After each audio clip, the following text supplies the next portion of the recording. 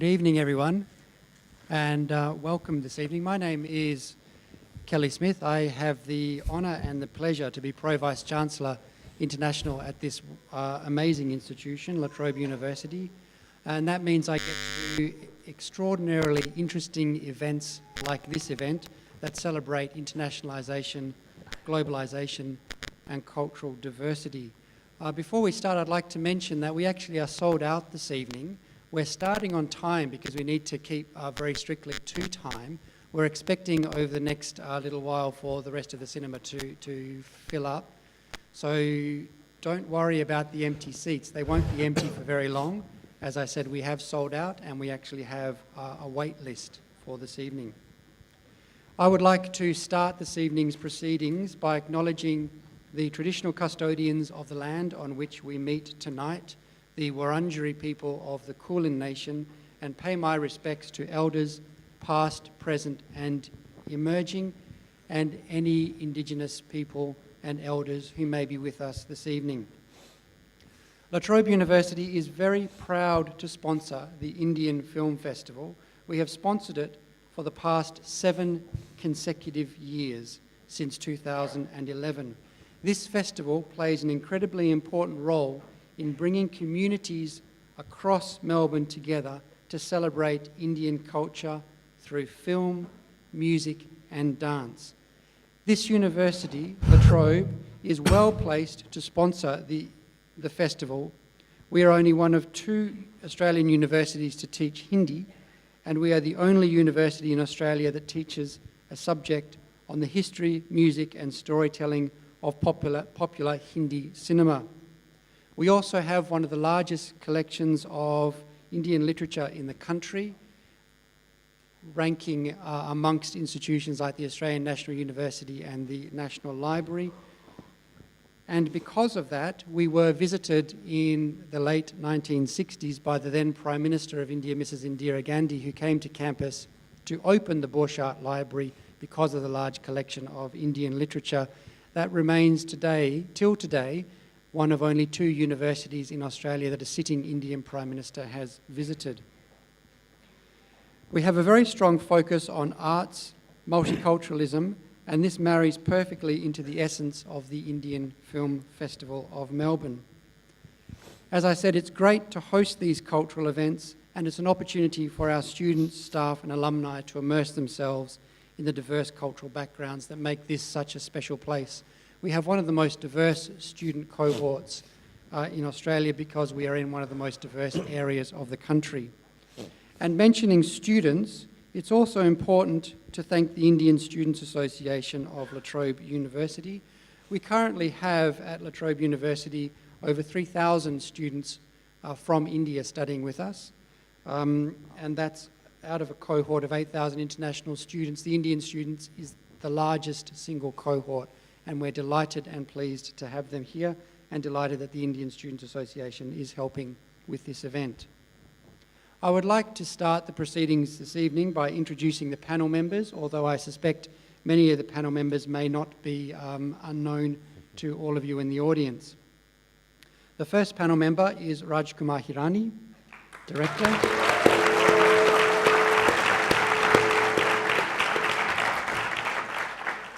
Also known as the magician with the Midas touch.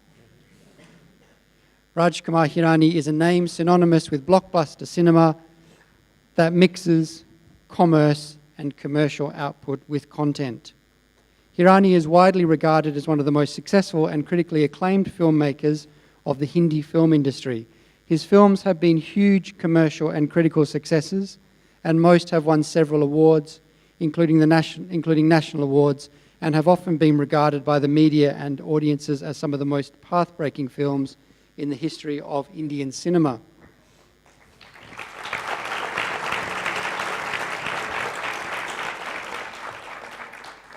Abhijat Joshi, writer.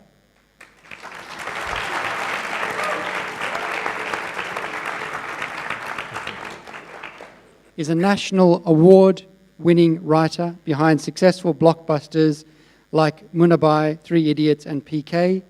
He has a background in literature and is also a professor of English.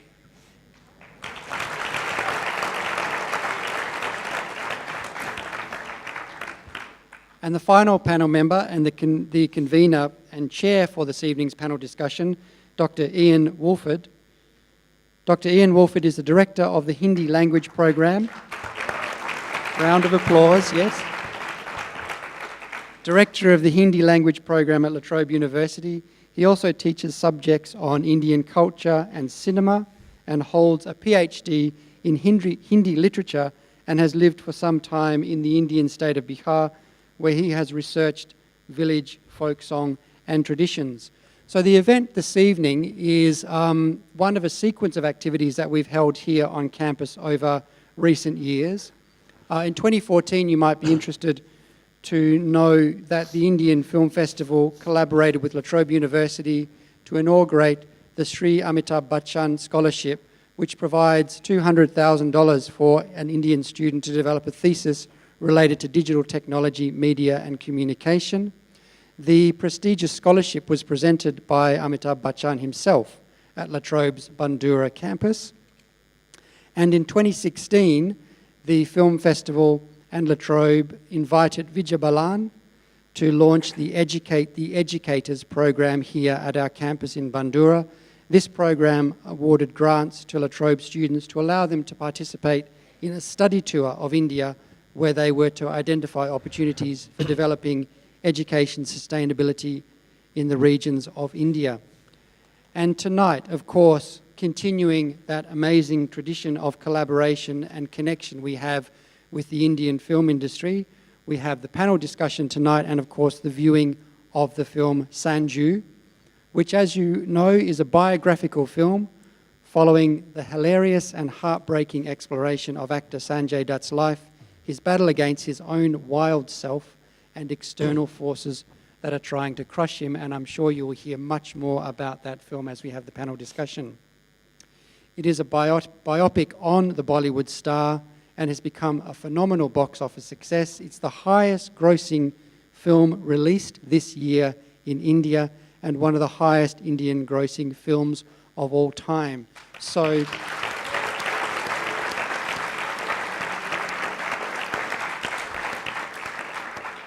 I think that's a fitting point at which I will hand over to Dr. Woolford, the chair of the panel, to lead the discussion. Please join me once again. I'd have to say it's such a great honour to have you here with us, and we really look forward to hearing from you. Thank you once again from La Trobe, from the La Trobe community. Thank you and welcome, and we look forward to hearing you this evening. Thanks. Thank you. Thank you. Thank you very much, Professor Smith. आप सब लोग जानते होंगे कि हमारे Australia में I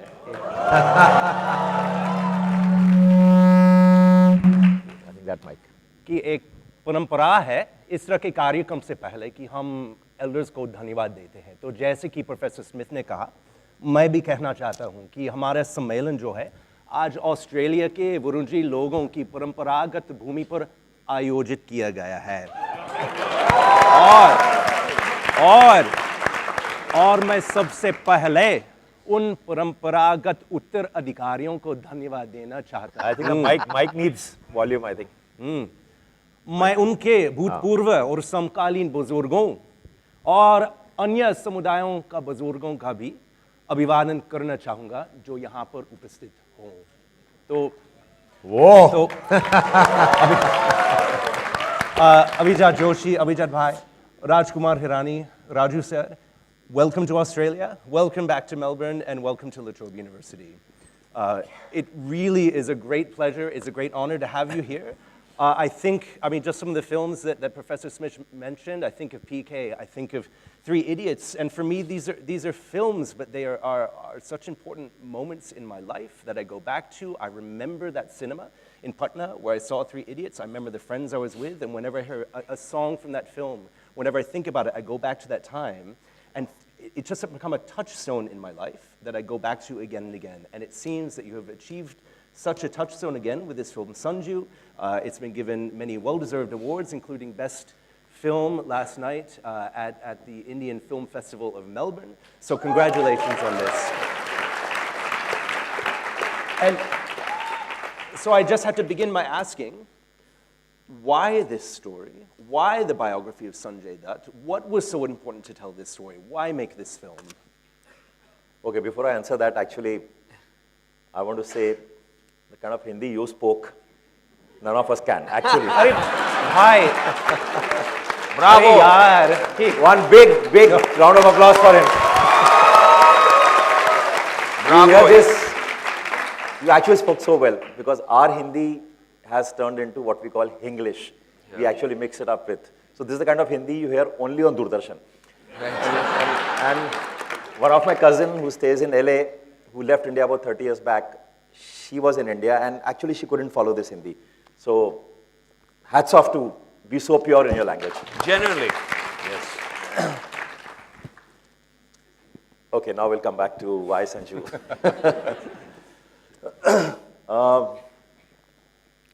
See, actually after PK, our last film, we were writing Munna Bhai. And we happened to meet Sanju. He was in jail. I think most of us are Indians. If people who don't know about Sanju here, I would just brief them. Sanjay Dutt is a very famous Indian actor who was in prison for 5 years. He was convicted under the Arms Act. But for 23 years, he fought a battle, which was a court battle where he was presumed to be involved in a bomb blast case.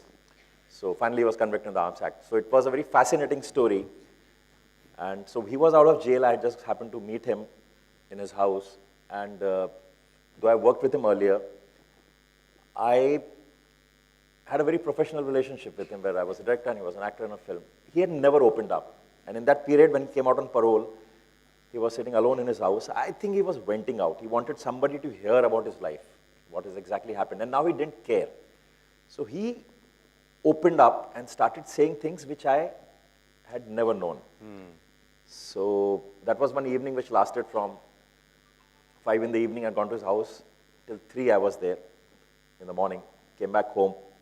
Next day I was working on my earlier film, PK. I was editing. Again, he called up at 4. He said, what are you doing? Why don't you come? And though I didn't want to go, but I realized he just was a lonely man then. So again, I went to his house. The second day, I felt that as a filmmaker, we are very greedy for content. You know, if you sit here and give us great stories, we'll make a film on you. So he was coming up with, because when you write fiction, you have to create scenes. This man was giving us scene after scene, scene after scene. So a second day, I called up Abhijat, who was in Ahmedabad then. I said, Abhijat, come to Mumbai.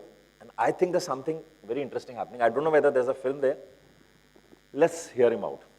So that meeting, which started by me meeting him for 2 days, turned into a meeting for 25 days. That's the amount of days he was out on parole then.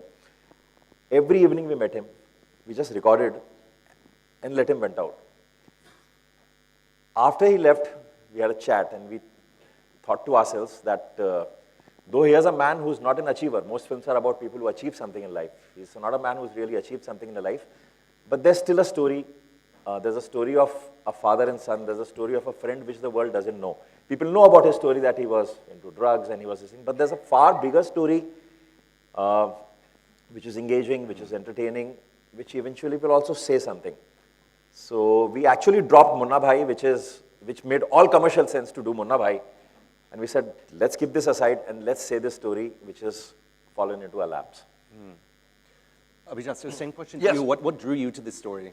Yeah, I mean, how many of you have already seen it? What kind? No, there are a few. There are a few. I could see that some have not seen it. But I mean, majority has seen it. So, I'll, so there are moments that Sanju described, which were... Come. Come, please sit. Please sit. Bayat jahiye. Sorry. There are moments that Sanju described from his life, which no writer can invent. It's impossible. For instance, for me, the key moment was when he said that he was so drugged out at the time of his mother's death in the hospital that he didn't realize whether when she touched his forehead and called out his name, whether that really happened or he was hallucinating. So here was a man sitting in front of us and talking like this, which was absolutely astonishing. And the quality of his conversation was that of a sort of a confessional. You know, he was holding back nothing. And even when we put a recorder in front of him, he was saying things which are absolutely explosive. You know, so he was fearless. He didn't seem to care. He trusted Raju completely. That you know, he never for once said that, oh, this can't go into the movie. You know, so on the contrary, he said that, you know, these are the kind of mistakes that are made, from which people can probably learn. You know, you can learn either from someone's great example, or you can learn from the mistakes of others. And he was very clear that I'm opening this out. So it was like an open heart surgery. You know, he had taken his heart out and put it on the table in front of us. And as writers, how can you resist something like that? You know? Wonderful. Raju, you mentioned these stories. You mentioned that he told you these stories, and you almost couldn't believe them. The things he was saying is what you just said now. You brought up the issue of trust, the trust that he had in you. A question that I'm having, and a lot of people have been asking me, is what about our trust in this film? How can we know that either what he is telling you is true, or even what you're presenting? Because we know you've taken some liberties. How do we know what's real? How do we know what isn't real? See, that was the first question we have, because you can't make a biopic on a person based on his version. That's the first thing. So after we heard the story from him for 25 days, the first thing we did was met the commissioner of police, who was the one who had investigated that story, Mr. Rakesh Maria. And for us, it was essential to know the legal side of the story first. So my first question to him was that everybody knows that he had a gun. I want to know the extent of his involvement in the blast case. And when he said, no, he was not involved, and that's a Supreme Court judgment that he was not involved in the... So that's the day we said, okay, as long as he's not involved in this, that's the time we can afford to make this film. Because look, like, we didn't have to do his film for, you know, we are pretty much in work. It's not that we're out of work people who, you know, okay, this is a film, this is the only film I can make. We could have gone and done anything. It was our greed because it was an explosive story for us. So after that, we met the lawyers who were handling case. Then we started meeting his friends, his family. This guy who's his closest buddy, who was his closest buddy, and is back in US. So then we researched for the next 6 months, and that's the time we decided to make this film. Now, how true have we made it? You know, that's a question which would be valid for any biography, any film ever made. To me, I think possibly this might be the most true story because the man himself is alive. When you do a biography of a man who's been dead 200 back, you're actually basing it on whatever you read, and you really don't know how truthful that book is. So here is a man right in front of me who's alive. In fact, somebody told me, why are you making a biopic on Sanjay Dutt? He's still alive. I said, why not? Because at least I can get people around him who got affected are alive, and I think I would still get something which is relatively true. Otherwise, it is always somebody's version. You really can't be sure. As far as liberties, I call them dramatic liberties, which every film has to take, because the moment you're trying to compress 50 years of somebody's life into 2.5 hours, you have to compress many things. So, like if I've shown a friend who's close to him, it's actually 10 friends. So I've picked up the best virtues of 10 friends, or the best anecdotes from the life of 10 friends and put it into one friend. He had 300 girlfriends. So finally you put that all into one girlfriend. So those kind of liberties and a little bit of dramatizing that every biopic, you talk about any biopic, will be able to tell you that some things have been dramatized. Even if you look at Attenborough's Gandhi, there are certain things which have been dramatized. If you look at Zero Dark 30, there are many things. Apparently the girl in Zero Dark 30. Yeah. Yes, I mean the protagonist of the movie, at the time when the movie was made, her identity was not known to the general public in Zero Dark 30. And they dramatized her in many ways and also put her in episodes where she actually was not. We have not done anything like that. at all. So every episode that you see in the movie has a trigger from Sanjay's life. Yeah. When I heard this film was being made and didn't know anything about it, I had some skepticism. Why making this film? We know he's a very controversial character. There was definitely this fear that you'll be glamorizing these criminal aspects, and I think even now people are saying this, perhaps they haven't seen the film. I feel like the expectations people have of the film and the actual film itself aren't the same. But in terms of this idea, are you glorifying these criminal elements? How do you respond to that? Because I keep hearing these questions. Okay, now I'm glad you're asking this because yes, I feel actually pretty sad actually after the film release that there's a certain section of the media which goes out and starts throwing words in the universe. Like one of the words thrown out was that we are whitewashing someone. So media is what somebody, they ask you the question. Sometimes when we ask them the question, then there are no answers. Like it happened right in Melbourne a few days back when journalist came up to us and said, you're whitewashing.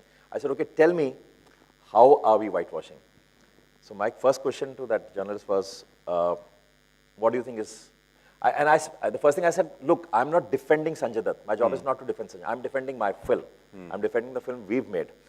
So where do you think we whitewashed? What was Sanjay Dutt's crime? So she said, he kept a gun. I said, okay. Now if you look at Sanju's interviews, he's saying, I have not kept a gun. But we've relied on the Supreme Court judgment, and in the film we've shown that he kept a gun. In the film we've shown that he destroyed the gun. In the film we've shown that he was given 5 years for keeping that gun. In the film we've shown that he went to jail. In the film we've shown that he's repenting the mistake he made. In the film we've shown that he had 308 girlfriends. In the film we've shown that he slept with the girlfriend of his best friend. In the film we've shown that he did drugs. He was hallucinating, he was into the pits. So if I was to whitewash somebody's image, I would surely not be putting these scenes into the film. So there's no reason. Actually, we've not whitewashed. But at the same time, we did one thing in the film where we thought he was wronged, is there was a general perception in the entire country for 23 years that there was a truck in his house which had RDX.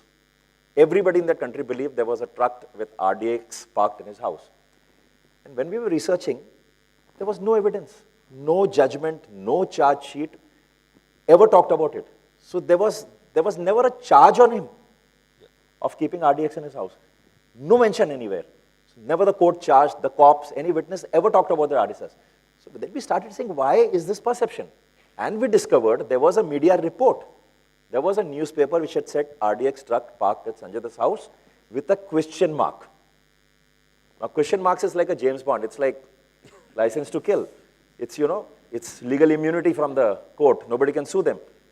So that was, as filmmakers, very fascinating for us. Now since we went out and in the film, we've said, this is what caused a perception and how media can actually ruin an image. So possibly because of that, a certain section, we're not saying the entire media is like that, but there's a certain section which believes in sensationalizing thing, and they went after us saying, oh, we're whitewashing. So these are the words which are being, so nobody really does a amount of research. I said, you have questions, ask us. Don't assume things. Don't write. Hear both the sides before you. So you need to be responsible somewhere. Any other thoughts on this question? Yeah, I mean, I was appalled to see the reaction. What I was hoping was that it would start a sort of a debate that, okay, we have made certain assumptions about a public figure for the past quarter of a century. And instead of that, what happened was that we were attacked for pointing out some of the defects of certain section of the media. And media in general, we have nothing against. Gandhiji was a journalist. Bhagat Singh was a journalist. These are figures that we revere. In modern India, Gauri Lankesh, Dabholkar, these are our icons. So there was nothing against journalists. But this was clearly happening. There was a time when Raju was shown on a television debate. There were two windows. In they said this is a live television debate at the time of Three Idiots. In one window, one gentleman was sitting. In the other window, they were playing a recording of Raju. And they were pretending that he was sitting in a studio in Delhi when he was in Mumbai. And I got to know that because my wife called me up very angrily saying, what you're saying on the TV debate is absolutely rubbish. You should apologize for it. I said, I'm sitting in my office. What TV debate are you talking about? So I switched on the TV. There was a break. Then I came on and I saw myself live. So somebody, what happened? They were manipulating it, but somebody from the audience got up and asked a question. Obviously, I'm not there. So I'm answering something which is completely off the... Yeah. This. And when there was an unanswerable question, how do they play? I mean, they were playing the most banal platitudes, that Raju was saying. So somebody would ask something and Raju would just be shown saying, all is well, all is well. And he appeared, clueless in a debate. So this is horrible. And then one pertinent question came and they couldn't play anything. So the anchor simply said, Rajkumar Hirani walk out kar gaye hain. This was happening on national TV. And it was a very prominent channel. Yeah, national TV. And that's when I realized that it has sunk to this kind of a depth. And that was 9 years ago. It's even worse now. So there was no acknowledgement from that segment that this is happening. It's like I've been a university professor for many years. In India, if I read somewhere that somewhere a paper leak ho gaya, yeah, there is mass copying happening, then why should I be offended? As a teacher, I would say, kahan ho raha hai bhaiya, isko roko. Aur jo kar raha hai, usko suspend karo. If I start saying, how dare you say that? अपने शिक्षक के पवित्र व्यवसाय को गाली दी है. It's absurd, So they have not acknowledged that this is happening, and that is the whitewash, in my opinion. Correct.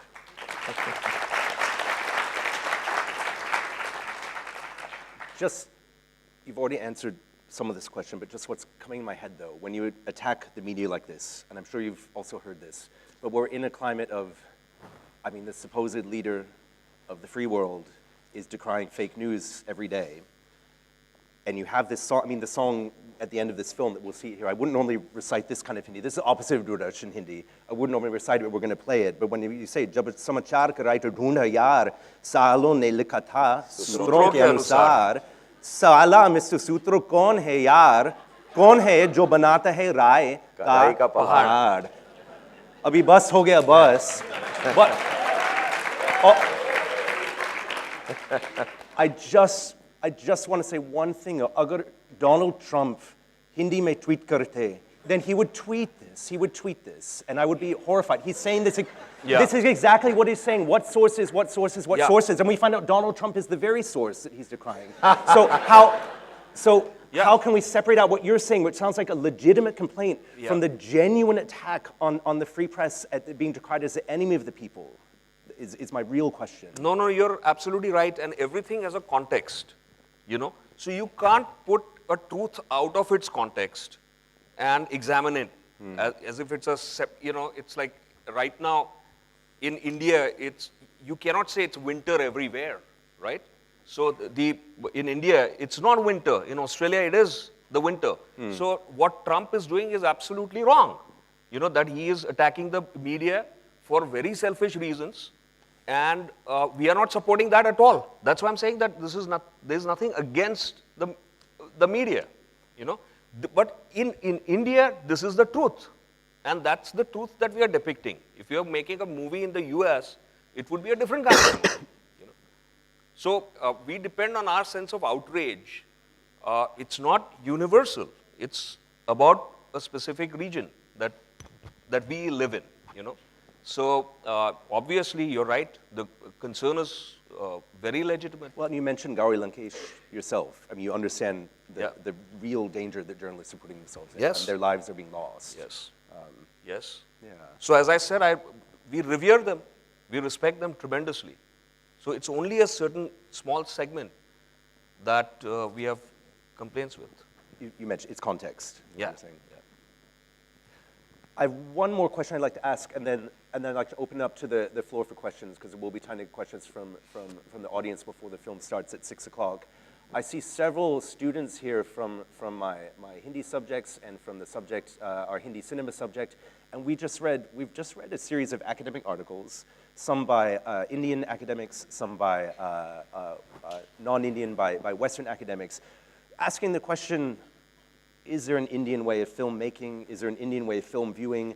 And they even go, you know about rasa theory, they go into all this ancient Sanskrit poetics and come up with this whole idea that to really understand a film, even like Sanju, or they said with Kuch Kuch Hota Hai, any film like this, you need to understand the Shringar Ras, you need to understand all this because there's something very different that's happening in Hindi cinema. So I guess my question is, especially given the huge popularity of a film like Sanju overseas and other films, is there an Indian way of filmmaking? Is there an Indian way of film watching?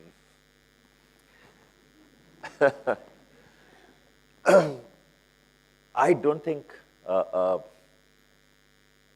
there could be a way of making films because Indian film or a Western film, or it depends upon the sensibility of that area you live in. Like India, we are melodramatic. Actually, in real life also we are melodramatic people. So our cinema reflects that. What cinema you make is a reflection of your times. So all that will come into a cinema. Some people will be very subtle and soft, so that cinema would be like that. But as far as watching a film, I don't think any way is there. Any cinema which can engage anybody for those 2 hours, I think is great cinema. It might make you laugh, it might make you cry, it might scare the shit out of you. As long as it can evoke any emotion within you and keeps you engaged for those 2 hours, that's great cinema. Thank you, yes. Thank you. Thank you, Ian. We do have some time for questions from the audience. I know there's quite a few, so raise your hand and we'll do our best to get to you. I see where the microphones are. Yes, raise your hand, just right here in the very front row. No, second row. And you can go ahead and stand up and even say your name and your question. Yes. Hello, good evening. Get close. Good evening. The movie is like really, really good. I mean, the way you write and the way you direct is like really, really touches the heart of people. I just felt that there was like why was not Sanju's previous marriage shown? Because I just felt that because one of his wives also died with cancer, so I thought that would have made a very big impact on his life. Like, why was he into drugs and everything? So I just like missed this part. Like, apart from that, the movie was like very good, very, very good. Okay, so see what happens is, finally it's a 2.5 hour film. Have you seen Gandhi? Richard Attenborough's Gandhi? Please watch it. I'll tell you why, actually, just to draw a parallel. Gandhiji's personal life is not mentioned in that film. Gandhiji had a very troubled relationship with his son, Harilal. There was a film made later called Gandhi, My Father, which is all about his relationship with his son, who became an alcoholic and died. So, when you make a film, you have to find one central focus and follow that. Now, to us, the central focus of this film was that he kept the gun. That's a story which was important to us, the mistakes he made. And the other central focus, when he was a young boy, 21, he did drugs and almost died out of that, and he finally fought and came out of it. So to us, that was a focus. Now, if you go into his marriage, that's not relevant to the central focus of the film. He had 3 marriages. He had 300 relationships. So I can make a full Netflix series out of it, So, but that's not relevant to what we were trying to do. So there was no reason to go into that path. But what I would ask you, is this something which came to your mind, or this is what somewhere you read? Because this is something which is again in the universe. Some press people have written about this, why the wife's marriage was not shown. It doesn't matter. That's what his first wife, he married her, she died out of brain tumor. There's a daughter from that, but it's not, it's a sad part of his life. But that's not relevant to the film we made.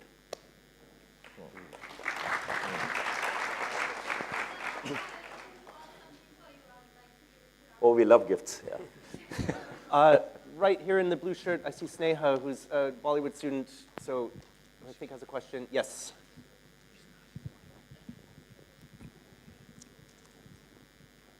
Is that on? Yeah. Hi, good evening, sir. How are you? Very good. Good. Yeah, so I think it was last week we were having a discussion about censor board, about how much effort you put in directing, how much effort you put in writing, and all that sort of stuff. Because when Sanju's second trailer got released, I saw Ranbir in a jail, and then there was like poo coming out and whatnot, and then it just got, censor board said, no, we can't show that, blah, blah, blah. Is that true? Sorry, what the censor board say? That you can't show that. What are the Yeah, you can't constraints show that put on you? because By, of, yeah. How hard, like how difficult does censor board makes it for you to just cut the scenes that you've put in a lot of effort in, talent in, writing good scenes, showing good scenes, directing them, and the reality basically. So just censor board helps you in hiding the reality from the country, from the international country, or when you compare it to Netflix when there's no censorship at all, like Sacred Games got released and there's no cuts or whatsoever. So how do you deal with that sort of aspect?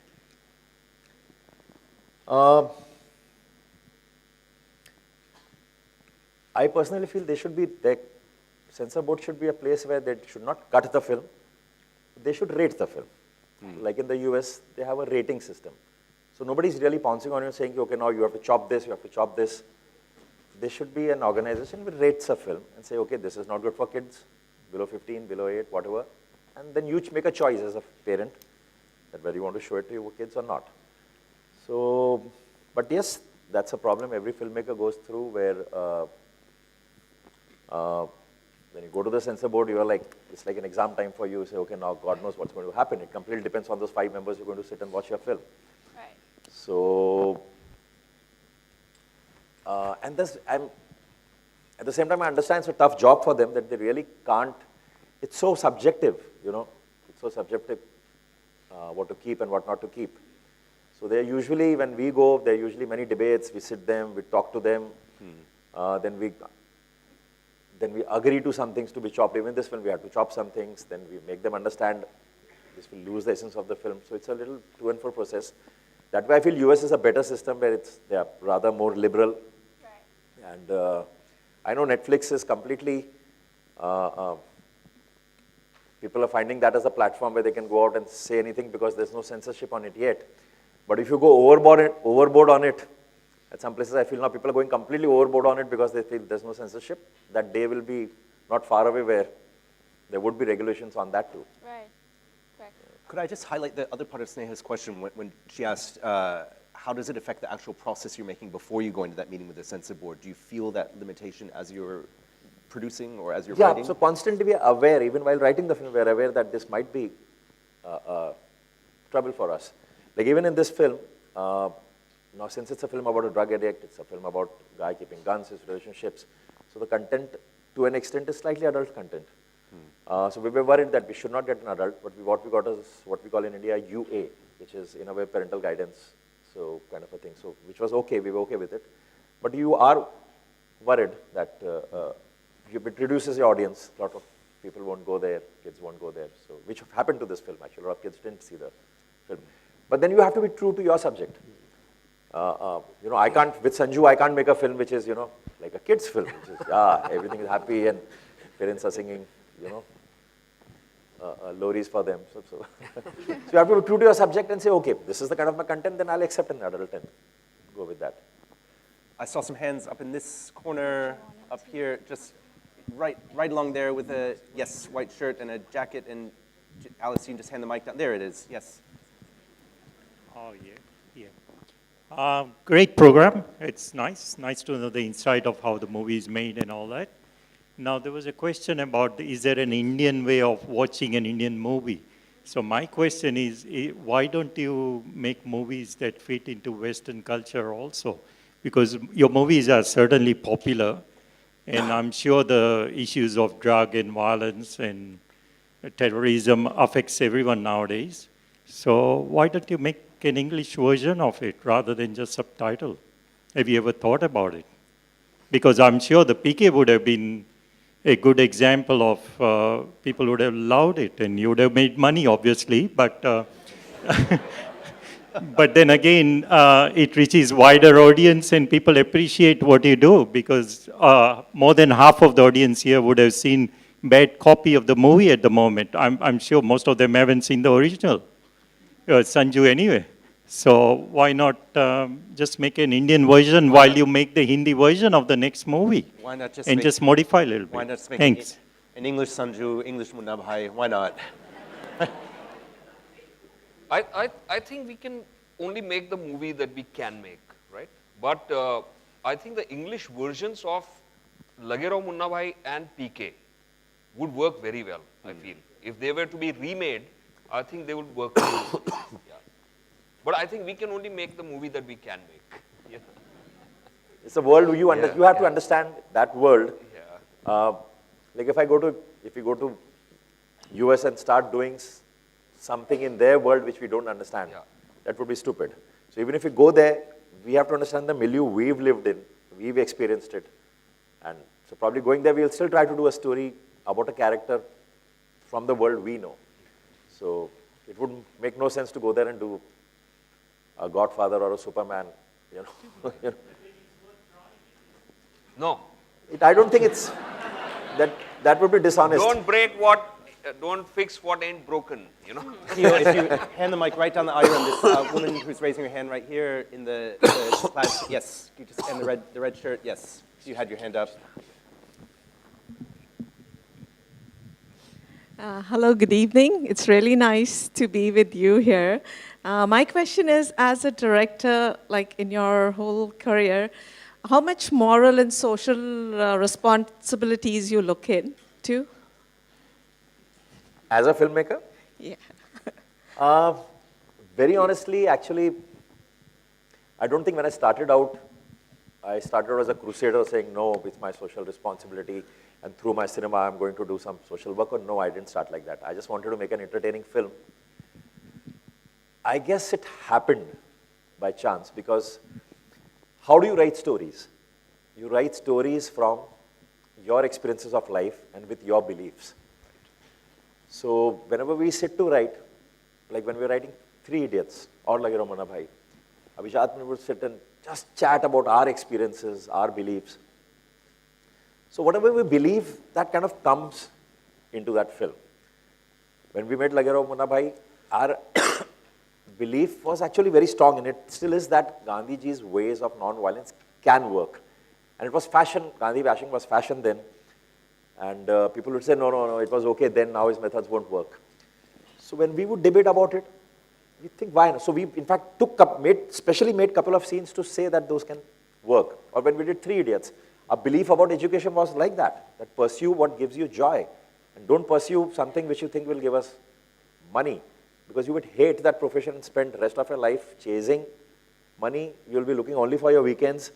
But if you pursue something which really gives you joy, even if it is, you know, cutting somebody's hair, like to give you an example, Amir Khan's hair is cut by a guy, which I discovered many years later, was even working on a film, was an engineering student. He joined an engineering college. He hated engineering, and he used to cut all his fellow students' hair. He left his college, came to Mumbai, and joined a salon. Didn't tell his parents, they were still sending him money, but he loved it, so he excelled in it. And he excelled in it, and finally in 4 or 5 years became one of the best guys. And finally he's, you know, with Amir and making much more money than he would have as an engineer. So to me, it was not about money, it's about chasing your talent, getting the joy out of it, and in the conventional way, you also will make money out of it. So these were our beliefs, so they kind of came into the film. So we don't start a film by saying, okay, now let's pick up a social cause and then go for a film.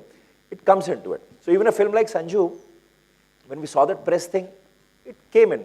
So it's the story, the script, which drives us to say what we have within us, rather than looking for a social cause. But it's very funny, a lot of people walk up to me and says, okay, now do you want to take the cause of potholes in Bombay roads, or do you want to talk about the slums? I said, you know, I can't make a film starting with a cause like that. Abhijat, I just wonder if you had any thoughts on this, especially since you come from literary side as No, well. it's Often people say the same things of authors. exactly as Raju mentioned, that you know, the outrage is within you, and it gets reflected in your work. You know, so we don't go out seeking troubles and then address them. But whatever is troubling us already gets reflected in our work. Yeah. Alice, if you could come down to the fourth row, there's a gentleman with the black. Yes, you can stand up, and Alice will hand the mic down to you. Alice is having a good jog. Hi, good evening. As you mentioned, there's these words in the media were thrown. So there's this word nepotism in the media these days. And I just wanted to ask you, did you take any screen test for the roles that Mr. Paresh Rawal played for Mr. Sunil Dutt or Manisha Koirala, Vicky Kaushal? So did you take any other screen tests of any other actors which could have been in the film? I'm so glad you're asking How this. did casting go for this? Yeah. First thing, I'm very, what happens, negativity sells. So newspapers, so nepotism is another word which has been floating around for many years. It's a negative thing, so people want to know about it. But coming to screen tests, let me tell you from the top. Ranbir was a very apparent choice. I knew he'll be able to do it, but we worked with him for 3 months to see whether he can look like Sanjay Dutt before saying, okay, we'll do this film. So for 3 months, every day, sat in my office trying various looks, various tests, failing every time. But finally, after 3 months, we got that old look of Sanjay Dutt. And without that, we wouldn't have worked, made the film. Coming to Dutt Saab's role, now the biggest challenge for us was, there was nobody who looks like Sunil Dutt. What happens when you age an actor, usually you have tools like gray the hair, thin the hair, put a beard, gray the beard. There are certain tools you use to age somebody, some prosthetics. Now Sunil Dutt, who is Sanjay Dutt's father, actually always, even when he died at 76, always had, maybe he dyed his hair, had black hair, never had a mustache or a beard. So all the tools that we need as a filmmaker to age a person were not there with us. So I'll tell you the amount of people we auditioned.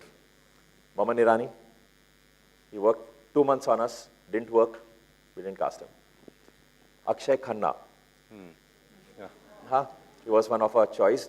Poor guy worked so hard because we succeeded in this experiment of making Ranbir from 21 to 55. We thought we can work with Akshay Khanna with those prosthetics.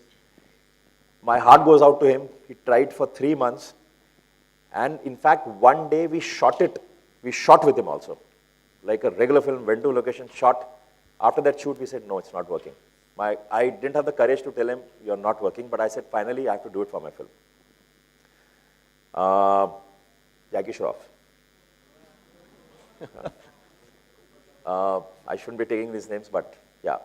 But again, what was happening with Jackie Shroff was a very handsome looking man. He had that stride like Sunil Dutt. But when you shave off his mustache, he doesn't look as charming as he should, otherwise looks. So, no, with due respects to him, this thing, it didn't work. Then we auditioned people in Pakistan, Afghanistan, because Dutt Saab came from that zone. So we thought if we can find a Pathani person. There were 3 or 4 actors, unknown names, which we auditioned in India. In fact, they're all in my phone, some of them, I can show you. So for months we tried many people, nothing worked. We were literally a month away from the shoot. I said, it's not working. Now I should forget matching the look. Let me find a face who can be a father, a warm father, and who's a good actor. So 2 choices came to my mind was Paresh Rawal and Anupam Kher. I went with Paresh. He came, he auditioned for it in the office. And I said, man, he's a great actor. But he was at least 15 kgs more than he should be. And I said, sir, we have a month. Can you lose 15 kgs in a month? And he said, I will. He said, I'm giving up everything now from the same afternoon. He didn't even have lunch with us. He said, I'm going on a diet. And in about 25 days, he lost about 12 kgs before we shot with us. Coming to Vicky Kaushal, we auditioned at least 40 actors for The Friend. Known and unknown people. Known actors. I don't know whether I should be naming people. My friends like Sharman auditioned. My friend like Arshad auditioned for it.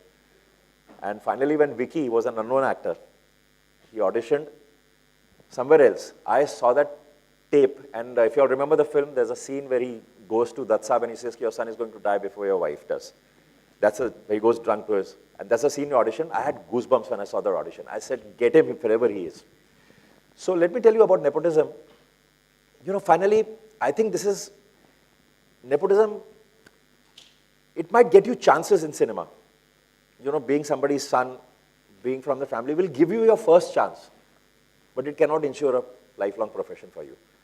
Because I get recommendations from, every director will call me up, look at him. But it is my work, it's my piece of film. Why will I cast somebody who's not good? Finally, everybody's going to judge my work, and I want my work to be good. I will finally go for somebody who's a great actor rather than somebody who's a son of a great actor. I will never do that. And trust me, most people will not do that. So people will get the initial chances. What happens with initial chances is, it draws eyeballs. If somebody's son is in a film or somebody's daughter's in the film, as a viewer, you'll say, oh, I want to see that. So you will get that initial chance. But if you're not good, you will not last. We have time for one more. Thank you. One more question before, and Theo, if you could go right up to the gentleman in the end of the row there, and before our film starts in a couple of minutes. Good evening. So I've grown up like all my life watching Bollywood movies and big fan of Bollywood. So I just have this question from you because, when you just mentioned that for me, when you make a movie, it's important that the audience should stick to 2 hours and be happy about it. But whatever movies I've seen of yours, for me, they're not like only 2 hours. They're not confined to 2 hours because after watching a movie, I keep thinking about that again and again, keep moving those things in my head. And I just, honestly, I'm not exaggerating. I just live in a hangover for at least couple of days. And for your movies, it's even more. And honestly, I love watching them again and again, and it's amazing. So my question is, like, how do you manage? Actually, it's a very, very deep question I have because there are so many directors who make movies, who also spend money, energies. I'm sure they all are hardworking. You are hardworking for sure. I think it's more than hard work because this excellence is not everywhere. So that's why, like, how do you, of course, you must be putting all your efforts, but it's something more than that, I really want to understand what exactly it is. I'll answer that. Yes. Abhijat, go ahead. Go ahead. I'll answer that. You're right. There is merely hard work won't suffice, okay? So, in all humility, I'll say that he's a genius. Oh. Okay? But there's a definition of genius by Ernest Hemingway. When he said that genius nearly always means the capacity to do infinite amount of work. And I have seen Raju doing that. I think he works harder than anyone I've ever seen in my field, okay? So, for instance, he himself works on the subtitles for 3 months, close to 3 months. You see the quality of the subtitles. They might not be perfect. We can fail after that.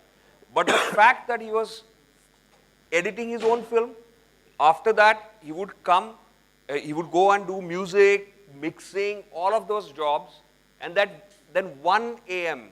or 2 a.m. he would show up, and it was primarily my job to do subtitles with the subtitling team, and then be there on the ball, watching every subtitle and criticizing it, changing it, somehow finding the energy to do that.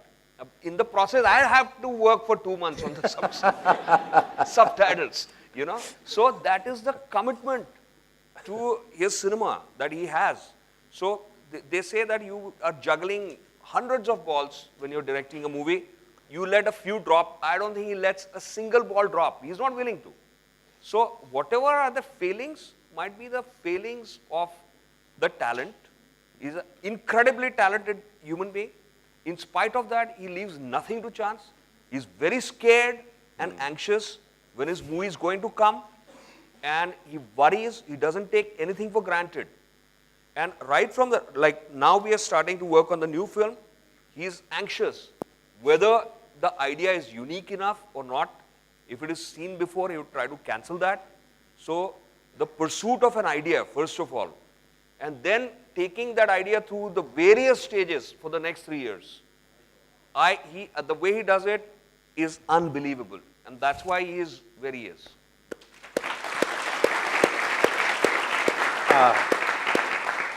I think I should let Abhijat answer every question from now. I wish we had time for more questions, and I wish we had time to ask about this next project that's happening. I'd just like to thank you for that question, though, and I'm very happy that our final question was one that I think so Thank well you so much for encapsulates- beautiful cinema and everything. Thank you so much. That so well encapsulates how so many of us feel. Sorry? There'll definitely be I'll time come for down, that. I'll come down. Just to finish up, though, before I'll. Look, I enjoyed this so much. It's very nice, you know, it's very nice to feel proud about things. I'm a recent transplant to Australia, and I sort of just feel proud to be in Australia now that we've been able to host you here. I'm proud of the community here and proud of these amazing questions. I'm proud of my employer. I'm proud of my university for being a partner with the Indian Film Festival for 7 years and for welcoming you. So I'm just so happy that we're able to welcome you here. I'm so excited to see this film again. I know a lot of you are. So one more round of applause for Abhijat Joshi and Rajkumar Hirani. Thank you very much. Thank you, Ian. Thank you so much. Thank you. Thank you very much. It was fabulous.